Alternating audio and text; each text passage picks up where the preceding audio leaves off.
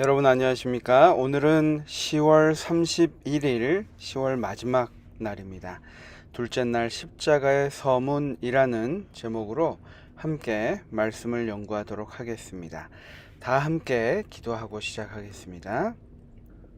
감사하신 아버지 하나님, 이 시간, 이 새벽 시간 주님께 우리의 마음을 드리고 또 우리의 생각과 또 우리 오늘의 계획을 주님께 온전히 드리기를 원합니다. 주님께서 이 시간 좌정하셔서 우리의 말씀의 연구 시간에 함께 하셔서 우리가 이 시간을 통하여 주님께 우리의 마음을 온전히 내려놓고 우리의 주권을 주님께 드리는 귀한 시간 되도록 인도하여 주시옵기를 예수님의 이름으로 간절히 기도합니다. 아멘. 네, 오늘은 십자가의 서문이라는 제목인데요. 우리가 성경절을 미리 좀 찾으셨으면 좀 더 도움이 될 것 같고, 아직 찾지 못하셨으면 제가 일부를 좀 읽어 드리도록 하겠습니다.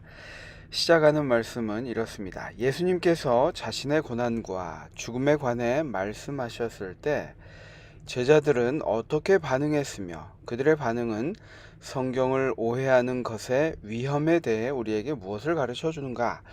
오늘 우리가 이 성경 연구를 하면서 꼭 기억해야 할 것이 있습니다.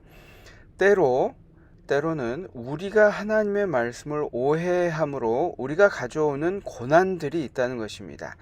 하나님께서 그걸 원하지도 않으시고 그렇게 우리가 할 필요도 없지만 우리가 하나님의 말씀을 오해함으로 겪게 되는 일들이 있다는 것입니다. 예를 들면 하나님에 대해서 오해함으로 무서운 하나님, 두려움의 하나님으로 인식함으로써 우리의 율법에 대해서 그 율법이 우리를 보호하는 것임에도 불구하고 그 율법을 가지고 그것을 해결하기 위해서 때로는 우리가 종교개혁 시대에 있었던 것처럼 다른 행위로서 구원을 얻으려고 하는 그런 노력을 기울이는 것입니다. 그런 것들이 한 가지 예가 아닐까 생각해 보는데요. 우리의 생활에서도 그러한 것들이 사실 있을 수 있습니다. 우리 시골 생활에 있어서도 그렇고요. 또 우리 신앙 생활에 있어서 안식일 문제도 그렇습니다. 여러 가지 것들이 있는데 우선 마태복음 16장 21절부터 23절 말씀을 제가 세번역 우리말 성경으로 좀 읽어보도록 하겠습니다. 그때부터 예수께서는 자신이 마땅히 예루살렘에 올라가서 장로들과 대제사장들과 율법학자들의 손에 많은 고난을 당해야 할 것과 죽음을 당했다가 3일 만에 다시 살아나야 할 것을 제자들에게 드러내기 시작하셨습니다. 그러자 베드로는 예수님을 붙들고 거칠게 소리 높였습니다. 주여, 절대로 안 됩니다. 그런 일이 주께 일어나서는 절대로 안 됩니다. 예수께서 베드로를 돌아다 보며 말씀하셨습니다.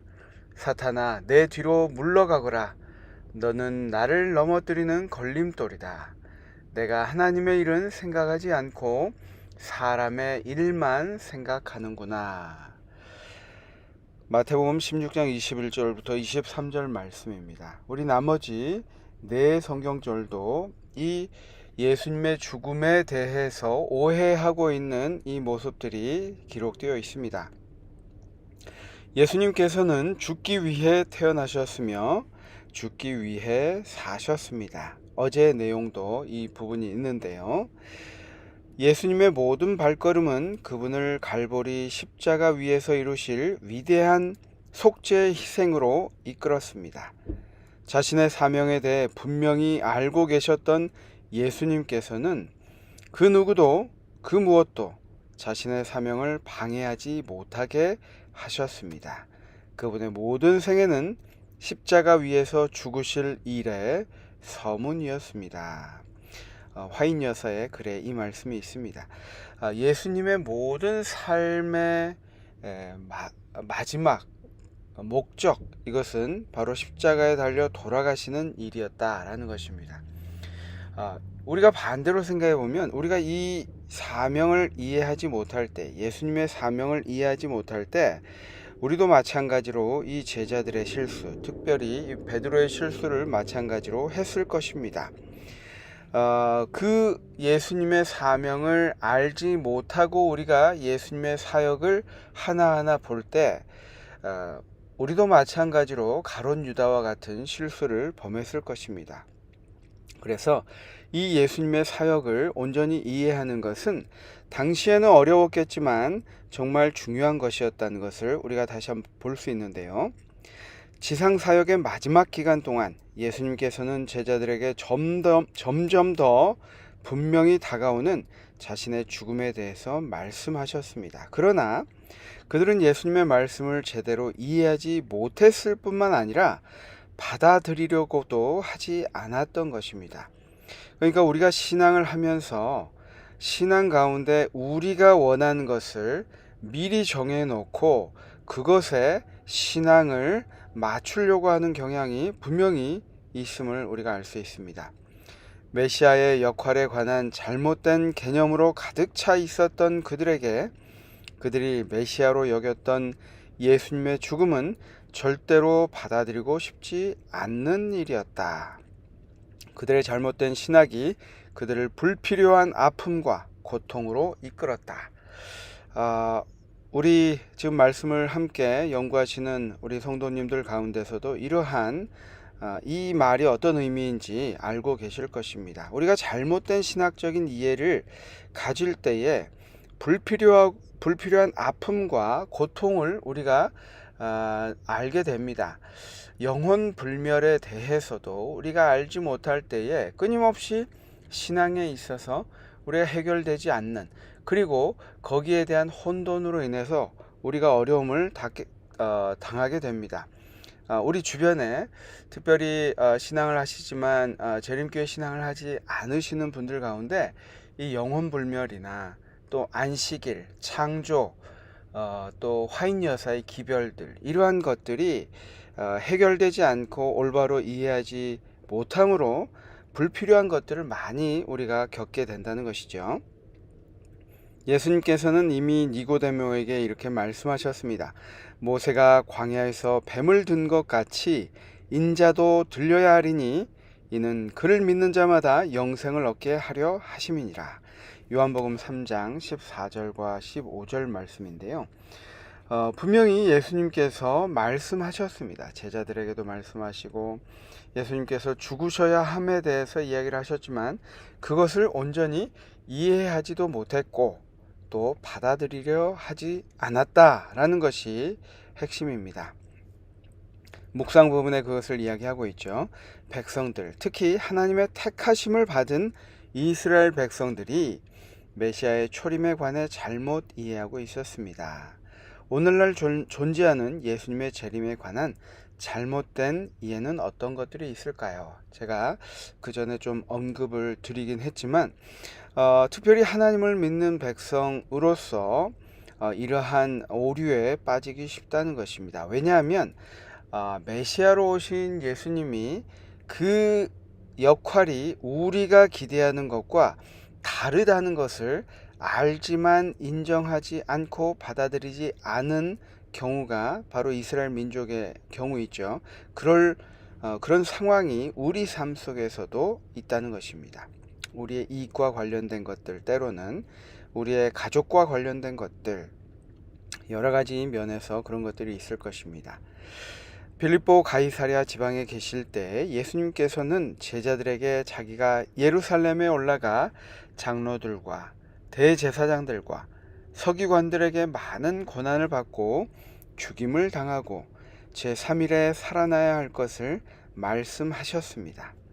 갈릴리 가운데로 조용히 지나가실 때, 그리고 마지막으로 예루살렘을 향해 가실 때 예수님께서는 다시 한번 제자들에게 자신의 죽음과 부활에 관해 말씀하셨습니다.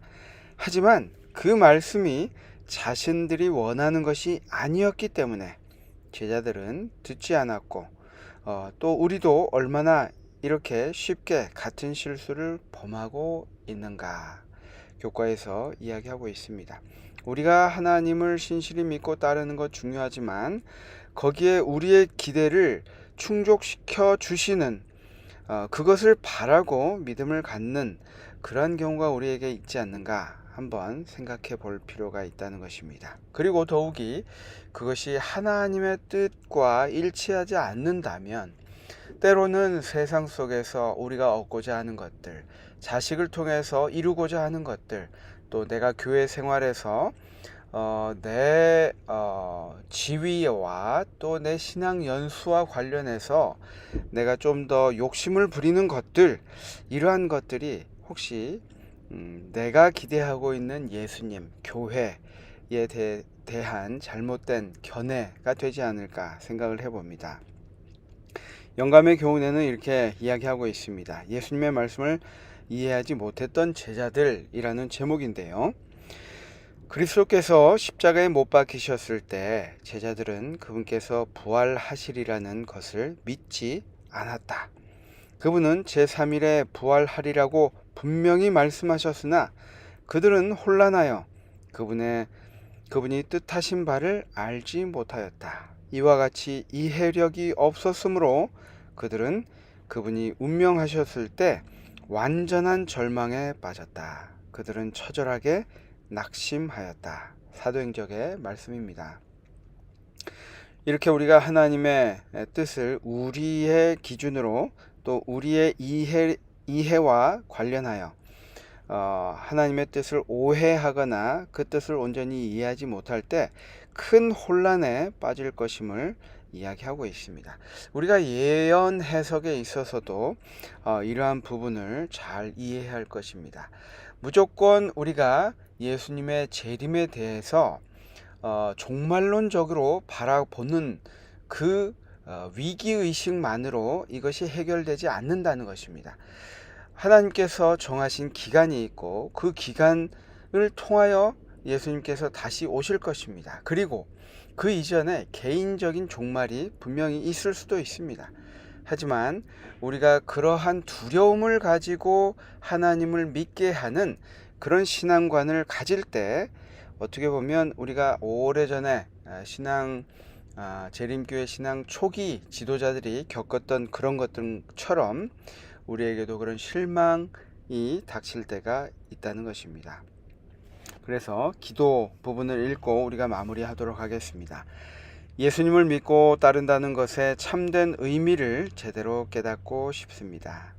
그저 이 땅에 복받기 위해 신앙하는 것이 아니라 예수님께서 가셨던 십자가의 길을 따라가며 하늘에서 누릴 영원한 생명을 위해 준비하는 그러한 삶을 살게 해 주시옵소서라고 기도하고 있습니다.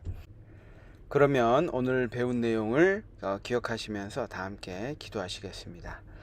사랑의 아버지 하나님, 우리가 주님을 위하여 열심히 산다고 하지만 그 열심 중에 우리의 욕심과 우리의 이해관계와 우리의 사사로운 것들이 얽히지 않도록 주님 도와주시고 순수하게 하나님의 뜻에 순종하며 따라가는 오늘 우리의 삶이 되도록 주님 인도하여 주시옵소서. 이 모든 말씀 예수님의 이름으로 간절히 기도합니다. 아멘. 감사합니다. 오늘 하루도 행복하고 또 주님 안에서 승리하시는 하루 되시기 바랍니다. 내일 뵙겠습니다. 감사합니다.